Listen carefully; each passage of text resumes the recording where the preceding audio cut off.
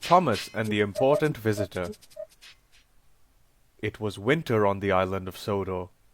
Heavy dark clouds filled the sky, and that night it snowed heavily. By morning, deep drifts had piled up in the surrounding countryside.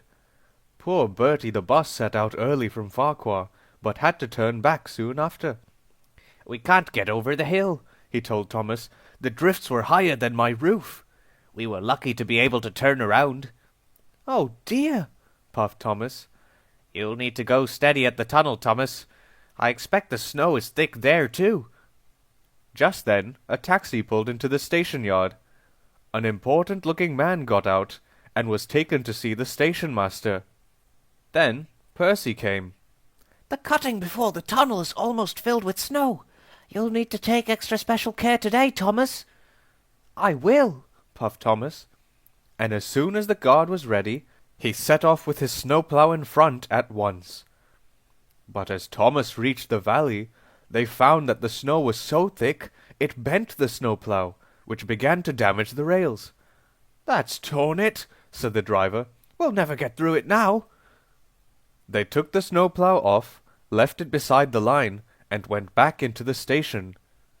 When they arrived, the station master came up with an important-looking man. "This gentleman has to see Mr. Kindly. It's a very important matter, and he must see him today at all costs." "I'll be blowed if I know how," said the driver, scratching his head.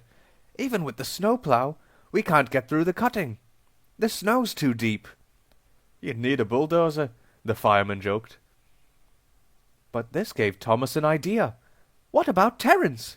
Hasn't he got a bulldozer blade that his driver sometimes fits in front?"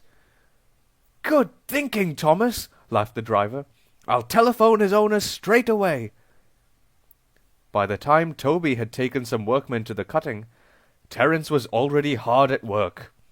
He and the men soon had the line clear, and Toby went back to tell Thomas. Mr. Kindly's visitor got into Annie, and Thomas set off at once. Deep cliffs of snow stood on either side of the line that Terence had cleared, and Thomas puffed triumphantly through. He soon stopped outside the cottage, and the guard helped the important-looking man down from Annie. Both he and Mr. Kindly came to thank Thomas, and the guard went with them to make sure they didn't slip when they walked on the path to the cottage. Then, cold but pleased, Thomas left for the junction. When he heard the news, the fat controller was pleased too. "I've said it before, and I'll say it again," he told them. "There can be no doubt that Thomas is a really useful engine."